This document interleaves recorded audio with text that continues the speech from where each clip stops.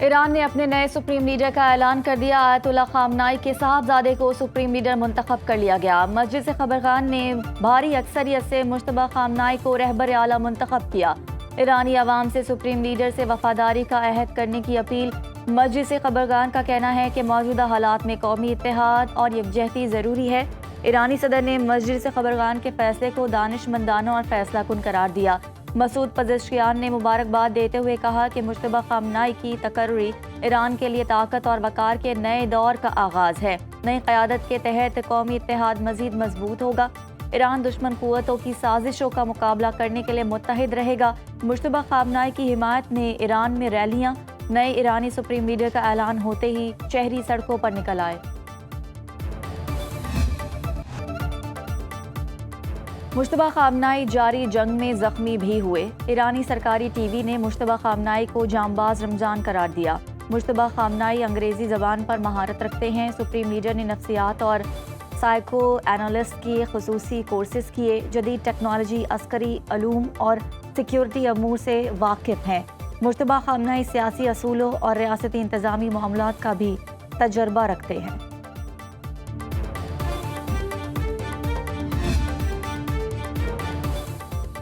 مجتبیٰ خامنائی اسلامی انقلاب کے بعد سپریم لیڈر بننے والے تیسرے رہنما۔ ایران کی نیشنل سیکیورٹی کونسل کے سیکریٹری جنرل علی لاریجانی نے کہا، مجلس خبرگان نے خطرات اور حملوں کے باوجود نئے سپریم لیڈر کا انتخاب کیا۔ موجودہ حساس حالات میں نیا لیڈر ملک کی رہنمائی کر سکتا ہے۔ اسپیکر ایرانی پارلیمنٹ نے مجتبیٰ خامنائی کو سپریم لیڈر منتخب کرنے کا خیر مقدم کیا۔ محمد باقر قالیباف نے کہا کہ نئے رہنما کی پیروی کرنا سب کے لیے مذہبی اور قومی فریضہ ہے۔ پاسداران انقلاب نے مجتبیٰ خامنائی سے اپنی مخلص اور تا حیات وفاداری کا اعلان کرتے ہوئے کہا کہ وہ ان کے احکامات سنیں گے، انہیں نافذ کرنے کے لیے ہر وقت تیار رہیں گے۔ ایران کی مسلح افواج نے بھی نئے سپریم لیڈر سے وفاداری کا عہد کیا۔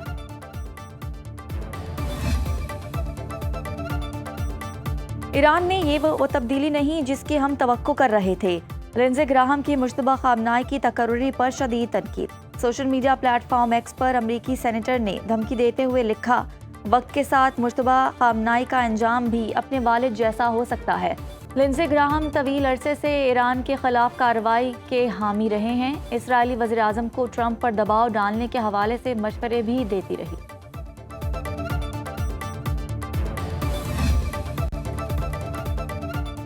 ایرانی حملوں میں زخمی مزید 2 امریکی فوجی ہلاک۔ امریکی سینٹرل کمانڈ کے مطابق جنگ میں ہلاک امریکی فوجیوں کی تعداد 8 ہو گئی۔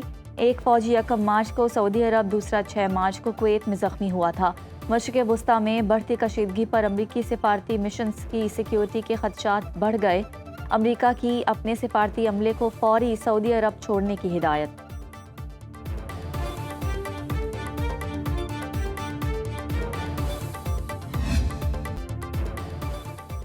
اسرائیل پر غزہ رماد اور خیبر شکن میزائلوں کی بارش۔ تل ابیب، حیفا، بیرشیبا میں ہر طرف تباہی۔ متعدد عمارتیں ملبے کا ڈھیر بن گئی۔ اسرائیلی وزارت صحت کے مطابق حملوں میں 54 شہری زخمی، 9 کی حالت تشویشناک۔ جنگ میں اب تک 15 اسرائیلی شہری جہنم واصل۔ زخمیوں کی تعداد 2000 سے تجاوز کر گئی۔ سعودی علاقے الخرج میں میزائل گرنے سے 2 افراد جاں بحق، 12 زخمی۔ سعودی سول ڈیفنس کے مطابق مرنے والوں میں بھارتی بنگلہ دیشی شہری شامل۔ ایرانی فوج نے اردن کے شہر ازرق میں امریکی ایئر بیس کو کئی بار نشانہ بنایا۔ کویت میں امریکہ کے الدیری بیس پر ایندھن ذخائر، ایئر کرافٹ اور کمانڈ مرکز کو نشانہ بنایا۔ عارف جان بیس پر امریکی فوجی ہیڈ کوارٹرز پر میزائلوں سے حملہ۔ حیفا آئل ریفائنری اور امریکی تیل کے جہاز کو بھی نشانہ بنایا۔ پاسداران انقلاب کا موجودہ رفتار میں 6 ماہ تک جنگ جاری رکھنے کی صلاحیت کا دعویٰ۔ امریکہ اور اسرائیل کے ایران پر حملے 10ویں روز بھی جاری۔ ایران کی تیل تنصیبات پر بمباری سے آگ بھڑک اٹھی۔ اسرائیلی فوج کے مطابق تہران میں 2 آئل ڈیپو نشانہ بنے۔ ایرانی فوج کے زیر استعمال متعدد فیول اسٹوریج کمپلیکس تباہ کرنے کا بھی دعویٰ۔ ہیومن رائٹس واچ کا ایران میں اسکول پر حملے کی جنگی جرم کے طور پر تحقیق کا مطالبہ۔ اصفہان، نجف آباد، اردن پر بمباری سے مزید 31 افراد شہید۔ جنگ میں شہید ایرانیوں کی تعداد 1300 سے بڑھ گئی۔ سوئٹزرلینڈ نے ایران پر امریکی اور اسرائیلی حملے بین الاقوامی قانون کی خلاف ورزی قرار دے دیے۔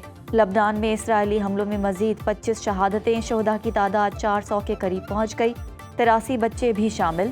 1000 سے زائد زخمی۔ بیروت میں ایک ہوٹل پر اسرائیلی حملے میں 4 افراد شہید ہو گئے۔ حزب اللہ کے حملے میں 2 اسرائیلی فوجیوں کی ہلاکت کی تصدیق۔ یو اے ای پر ایرانی حملوں میں اب تک 4 افراد جاں بحق، 112 سے زائد زخمی ہو چکے۔ متحدہ عرب امارات کی وزارت دفاع کے مطابق جاں بحق ہونے والوں میں 2 پاکستانی، 1 بنگلہ دیشی اور 1 نیپالی شہری شامل ہے۔ حملوں کے آغاز سے اب تک 221 بیلسٹک میزائلوں میں سے 205 کو تباہ کیا، 1305 ڈرونز میں سے 1229 کو روکا، 8 کروز میزائل بھی تباہ کیے گئے۔ متحدہ عرب امارات کی قومی دفاعی کمیٹی کے چیئرمین علی نعیمی نے کہا کہ ان کے ملک میں ایران نے پانی کے کسی پلانٹ کو نشانہ نہیں بنایا، یہ جھوٹی خبر ہے۔ صدر آصف علی زرداری اور وزیراعظم شہباز شریف کا میزائل کے ٹکڑے لگنے سے 2 پاکستانیوں کے جاں بحق ہونے پر افسوس کا اظہار، پاکستانی سفارت خانے کو میتیں واپس بھجوانے کے لیے انتظامات کرنے کی ہدایت۔ صدر آصف علی زرداری نے کہا کہ خطے میں جاری کشیدگی دیگر ممالک کو لپیٹ میں لے لے گی۔ ایران کے پاسداران انقلاب کے ترجمان نے خبردار کیا ہے کہ اگر امریکہ اور اسرائیل کی جانب سے توانائی کے بنیادی ڈھانچے پر حملہ بند نہ ہوئے تو ایران جوابی کارروائی کرے گا۔ ترجمان نے امریکہ اور اسرائیل پر شہری علاقوں اور ایندھن اور توانائی کی تنصیبات کو نشانہ بنانے کا الزام عائد کیا۔ پاسداران انقلاب نے اب تک اس نوعیت کی کارروائیوں سے گریز کیا ہے۔ ترجمان نے خلیجی ممالک پر زور دیا کہ وہ امریکہ اور اسرائیل پر ان حملوں کو رکوانے کے لیے دباؤ ڈالیں، بصورت دیگر خطے میں اسی طرح کی کارروائیاں کی جائیں گی۔ پاسداران انقلاب نے وارننگ دی کہ اگر آپ تیل کی قیمت $200 فی بیرل سے زیادہ ہو جانا برداشت کر سکتے ہیں تو یہ کھیل جاری رکھیں۔ امریکہ اور اسرائیل کے معاشی مفادات اور اثاثوں کو نشانہ بنانے کا اعلان۔ ایران کی توانائی صنعت کو نشانہ نہیں بنائیں گے، امریکہ کے وزیر توانائی کرس رائٹ کا اعلان۔ ایک انٹرویو میں انہوں نے کہا کہ امریکہ ایران کی توانائی کی صنعت تیل یا قدرتی گیس کے ذخائر کو نشانہ نہیں بنانا چاہتا۔ اسرائیل نے ہفتے کو تہران اور اس کے ارد گرد تیل کے ذخائر کرنے کے مراکز پر حملے کیے، جن کے نتیجے میں بڑے پیمانے پر آگ لگی، لیکن یہ حملے زیادہ سنگین نہیں۔ یہ مقامی ایندھن کے ڈیپو ہیں تاکہ گاڑیوں کے ٹینک بھرے جا سکیں۔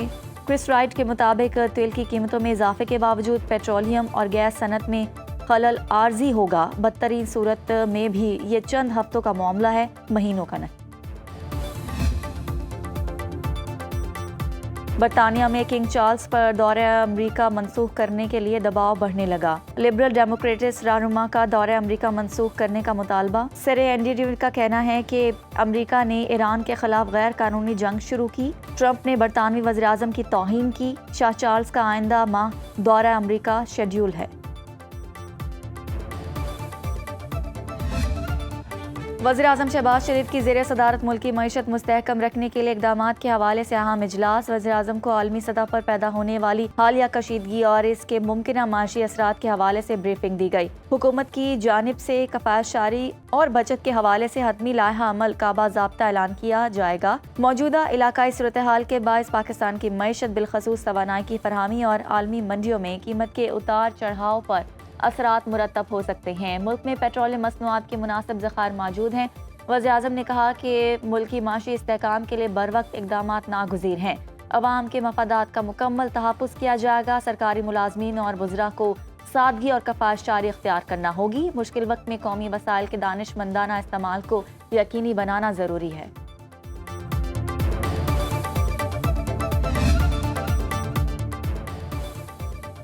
وزیر اعلیٰ پنجاب مریم نواز سے وزیر خزانہ محمد اورنگزیب اور وزیر پیٹرولیم علی پرویز ملک کی ملاقات۔ جنگ کی وجہ سے پیٹرولیم مصنوعات کی تلف اور رسد میں توازن کے لیے بچت پالیسی اور پیٹرولیم مصنوعات کے ذخائر کی مانیٹرنگ پر اتفاق۔ مریم نواز نے کہا کہ پیٹرول پمپ پر عوام کو لائنوں میں نہ لگنا پڑے۔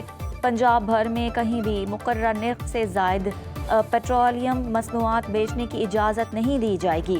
معاشی تحفظ کے لیے فوری فیصلے ناگزیر ہیں۔ پیٹرولیم مصنوعات کی ذخیرہ اندوزی کرنے پر سخت کریک ڈاؤن کی ہدایت۔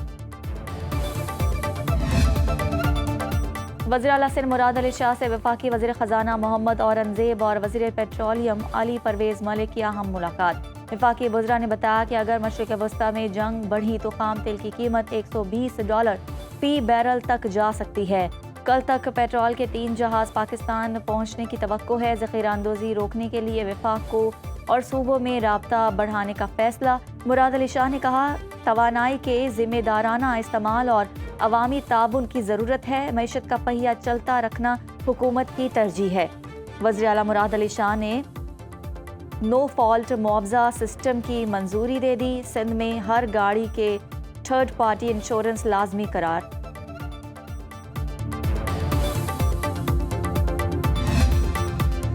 پیٹرولیم مصنوعات کی قیمتوں میں اضافہ مسترد کرتے ہیں عوام پر پیٹرول بم گرایا گیا۔